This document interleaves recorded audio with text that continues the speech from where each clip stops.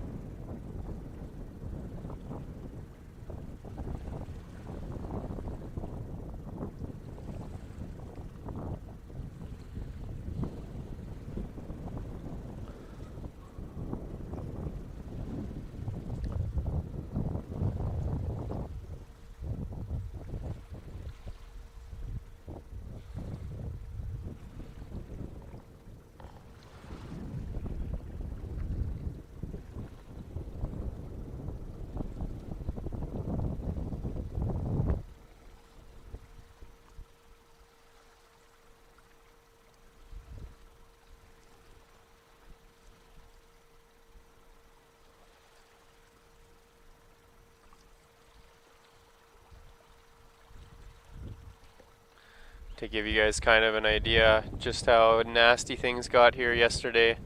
We were out for a coffee this morning, and apparently a friend here in town that's got a float plane blew over there last night out at the airport. I guess caused a considerable amount of damage. It's pretty unfortunate, and I'm sure I don't know lots about that stuff, but I can only imagine it'll be quite the process now to have that thing fixed up, and then I'm sure you have to get it recertified to be able to fly it again. So it's unfortunate, but yeah, that storm that we had was pretty terrible. I was out with one of the hydro guys as well, and we were just driving around, and there was another power outage call or something, and I guess the same power pole had been struck by lightning basically 2 days in a row. The storm from the previous night, and then again that night, which is odd for the same pole to get hit twice. One thing that did make me curious about that was, obviously I don't want to be out here on the water if there's lightning striking. I got no interest in that, and we're always trying to be safe out here. So then it's already happened a few times this season where we've seen a few bolts and had to get off the water and cut the day short. It's always unfortunate, but it's the smart thing to do. And I just was curious because obviously these bolts of lightning would be striking the water occasionally, and I was wondering what that meant for the fish and whales and everything else that's living in the water. I don't know what sort of vicinity, if you're within the range of that bolt of lightning striking, what would happen. I'm not sure how that works. Something to look into, I guess, or if anybody out there knows anything about that, then feel free to let me know. I just thought about it and was curious last night as we sat and watched all the lightning.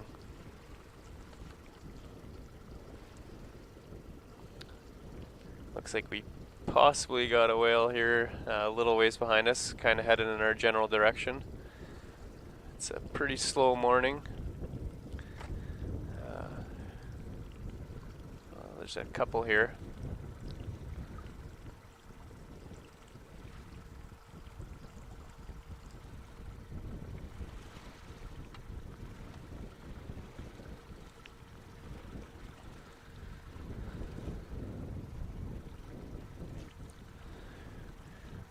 The gusts today, we're supposed to be getting into the 40-kilometer area,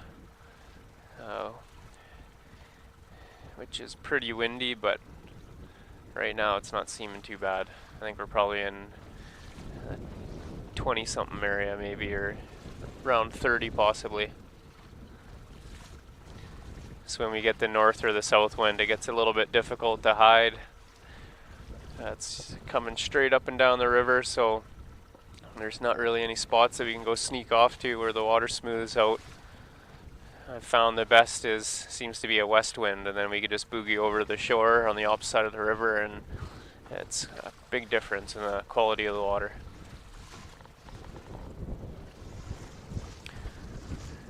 The wind changes quite a bit here though, so we'll see what happens as the day goes on.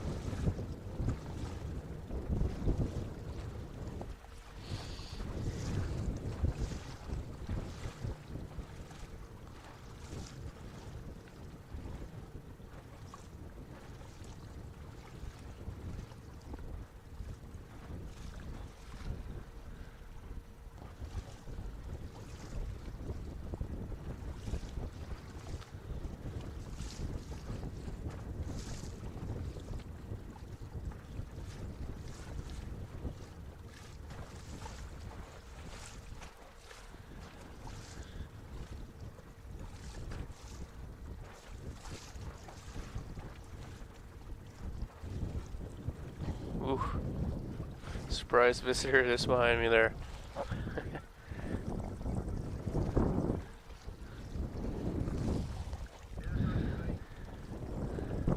We might have a whale tagging behind us, but like I said, it's actually pretty difficult for me to tell.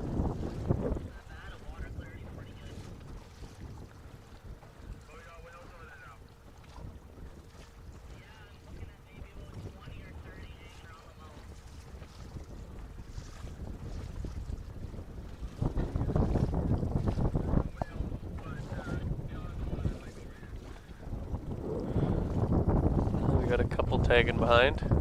Hopefully you guys are seeing them in the underwater cam.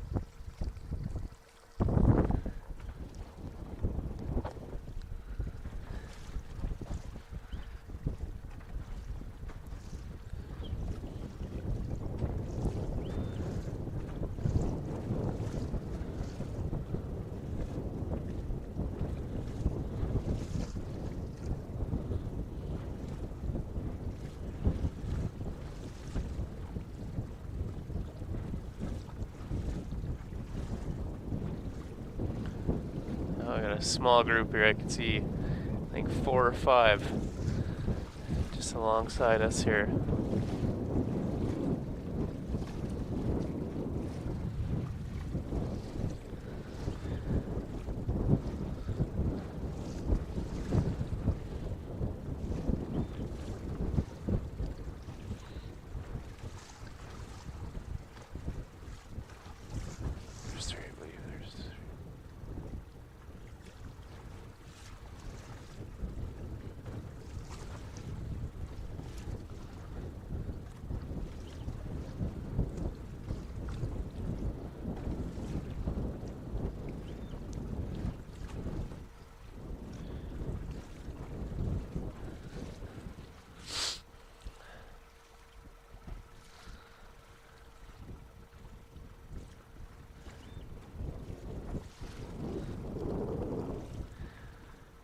Just caught wind of a conversation there with Sea North, and it sounds like there might be a few whales up near the mouth, so we can't get too close to the mouth, but we can definitely venture over that way and see what he meant by close. Maybe they're far enough in the estuary here that we can go spend some time with them.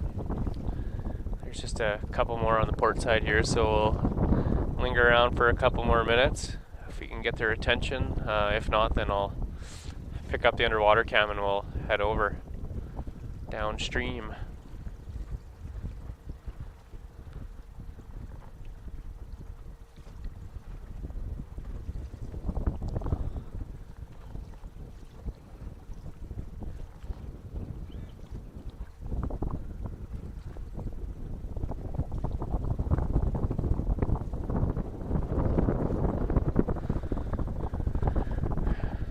The few that I'm seeing are actually headed that way too, so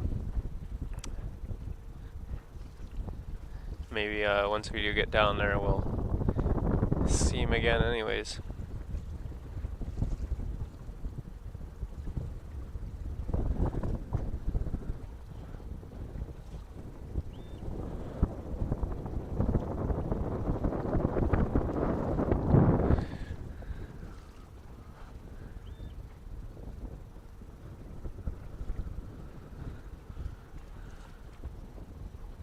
The wind is blowing. I'm guessing if it kind of keeps up at this rate, things will start to gradually get a little more choppy out here.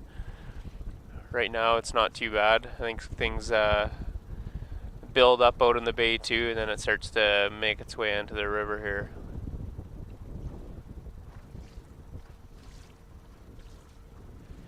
Not a problem right now though.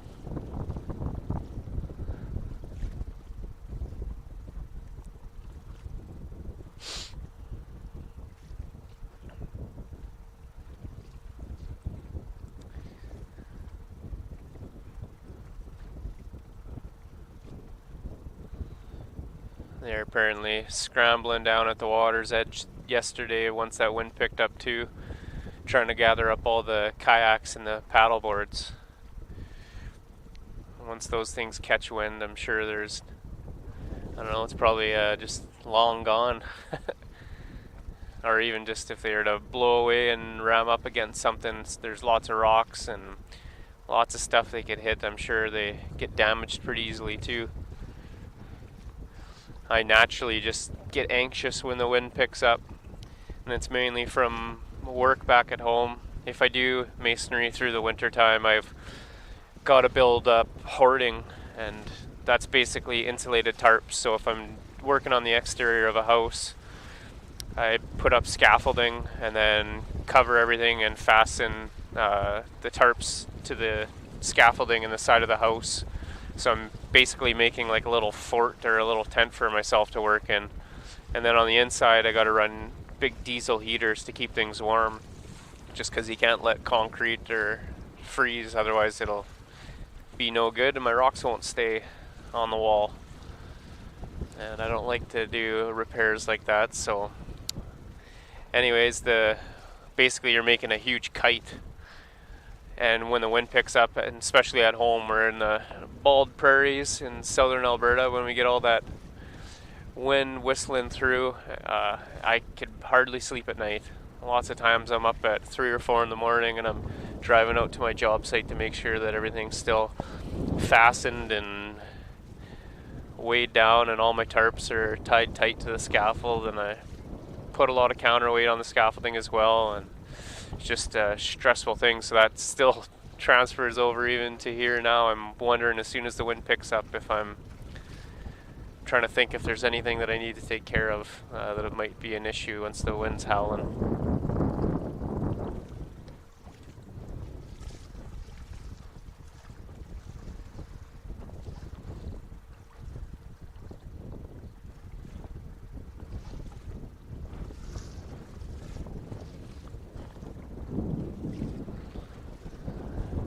There's a few more whales around us.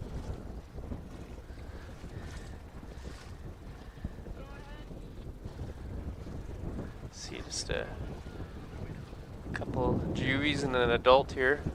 just alongside the boat, the starboard side.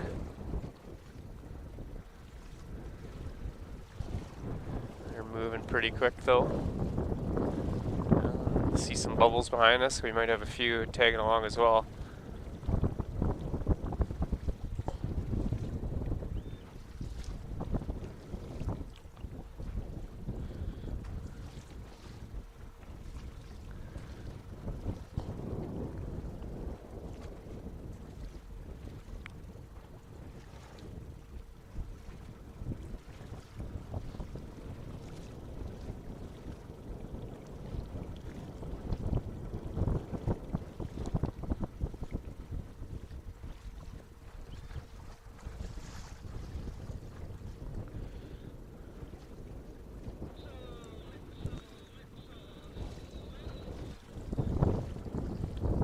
Oh yeah, 3 behind us here that I can see now.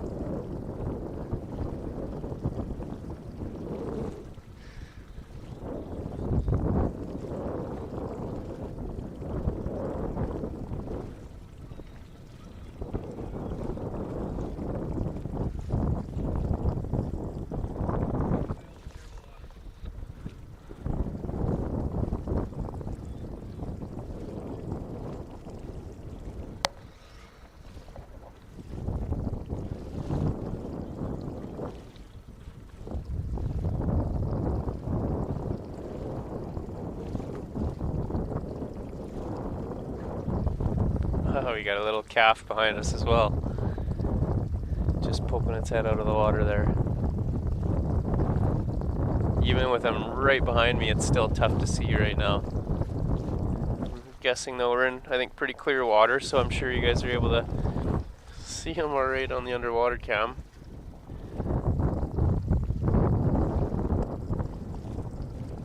Probably won't be hearing them myself today, with the wind howling like it is.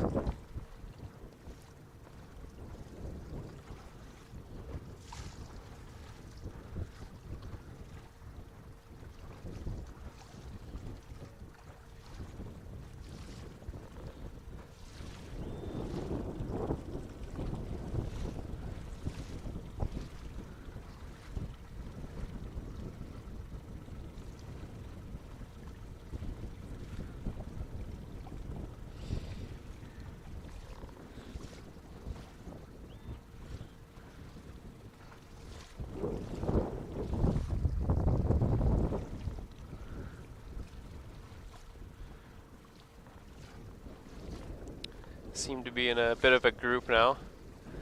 We're all headed in the same direction.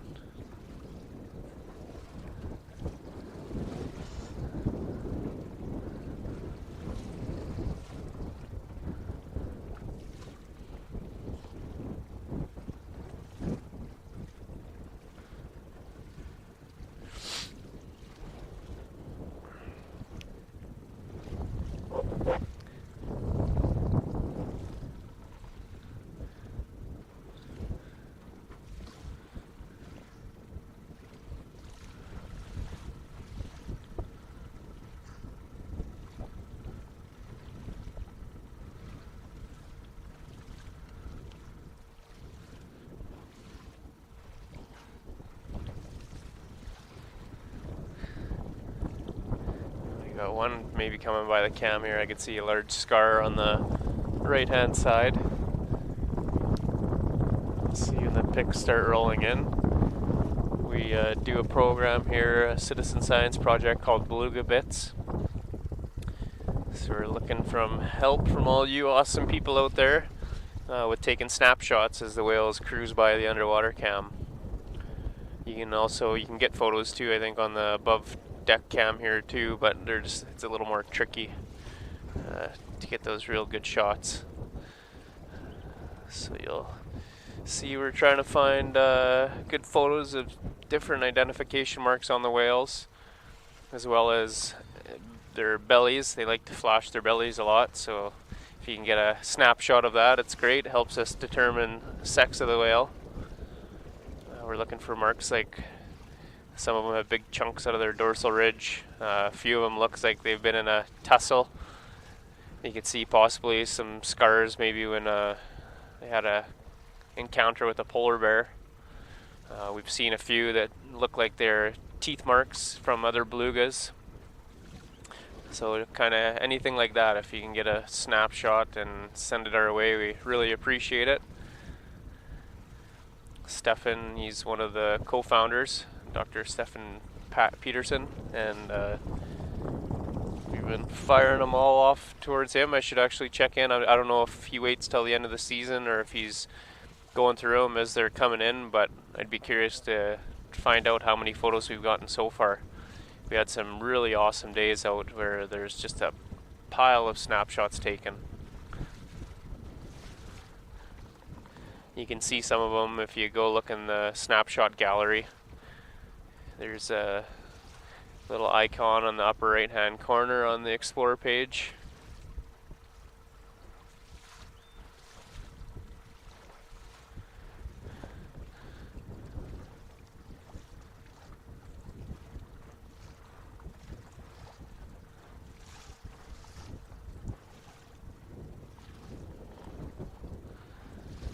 So again, that's Beluga Bits. You can check out their website too if you want to learn a little bit more about the project and what they're doing.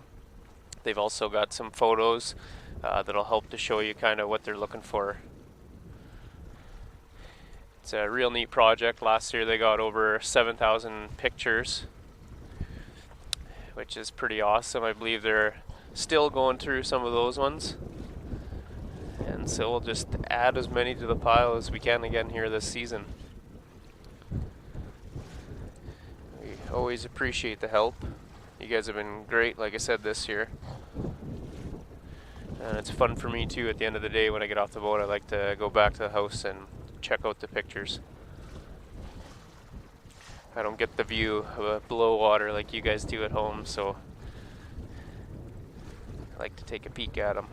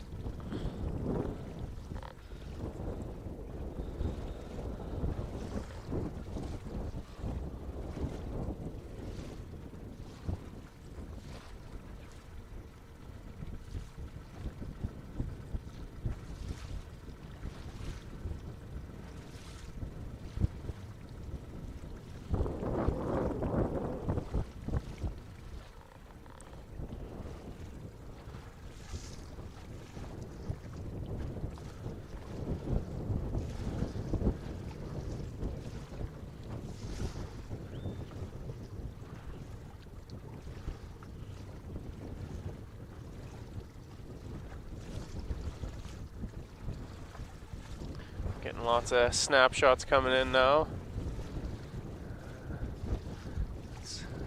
looking good. I'm kind of glancing at a few of the photos here.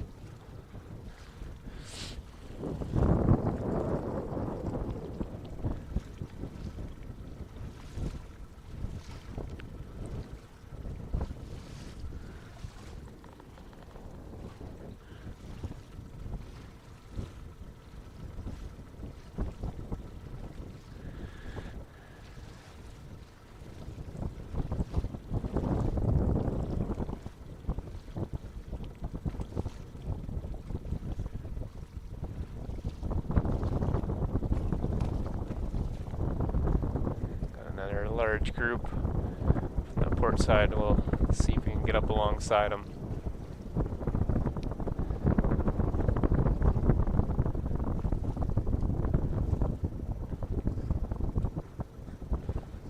They're kind of swinging on over a little bit.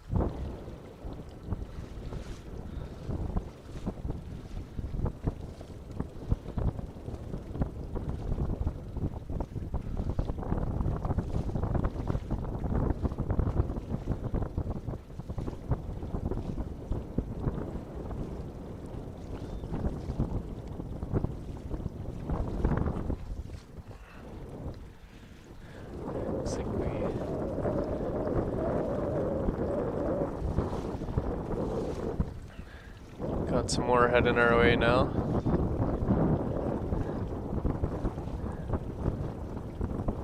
Couple adults.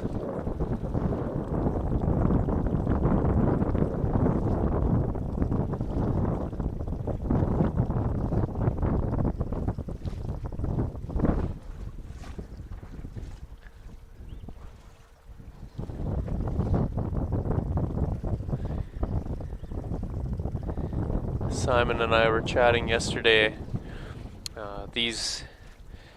An adult full-grown beluga whale can get up to approximately 4,200 pounds, somewhere around that area, which is just huge. And I mean, when you're seeing some of the big guys, or I mean, what at least I think are the big ones. I'm not sure if they'd be the 4,200 pounders, but they're huge. They just look massive when they come up alongside the boat. We were just saying, other species of whale, if you know, happen to be out on a tour or out on a boat and lucked out and got to see like a humpback or something, it just must be mind-blowing. I couldn't imagine, just because like these belugas, they're big when you see them. Like, there's so many of them here too, and it's just a good thing they're happy and friendly. I'd be a little nervous with this many around if they're aggressive animals, but they couldn't be further from the opposite of that.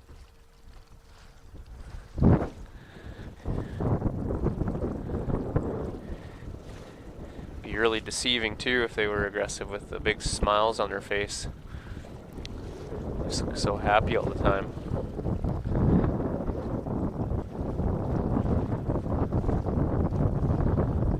I've heard if you're having a bad day or if you're not in a good mood, if you just force yourself to smile, apparently that's supposed to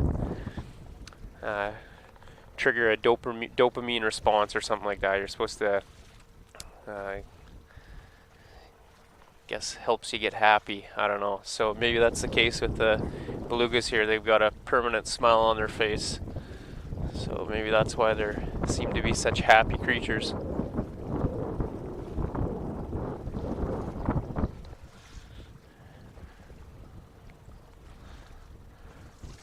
A little bit of random theorizing here by Kyron out on the beluga boat talking to himself.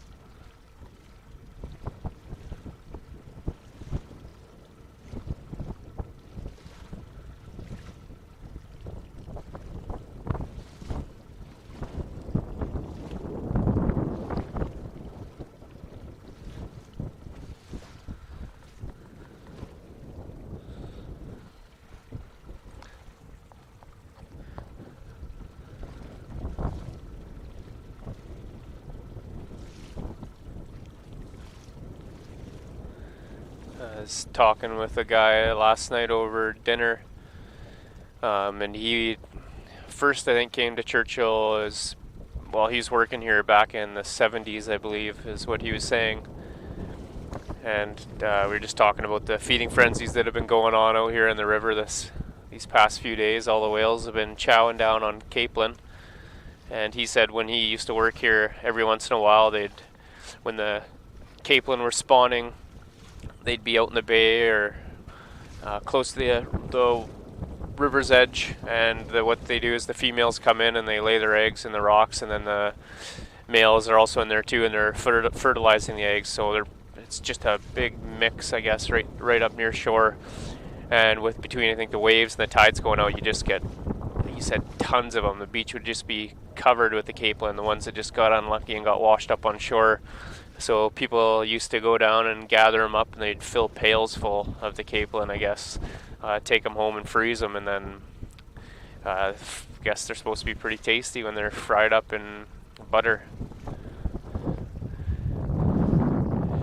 The more time I spend here, it's really cool, all the people I'm getting in contact with and people I get to meet, and I've been hanging out with some very interesting people. I was told before I came up to Churchill that there's a lot of real cool and unique people that live here, and it's absolutely true. I've had a great time getting to know some of the locals. You hear a lot of really wild stories. Through the winter I wasn't hardly in town at all. Most of my time was spent out in the bush, so I didn't get a chance to meet. I still met a lot of people, and it kind of branches out from there now that I'm back. But yeah, it wasn't as much as I get to meet now that I'm spending a lot more time in town.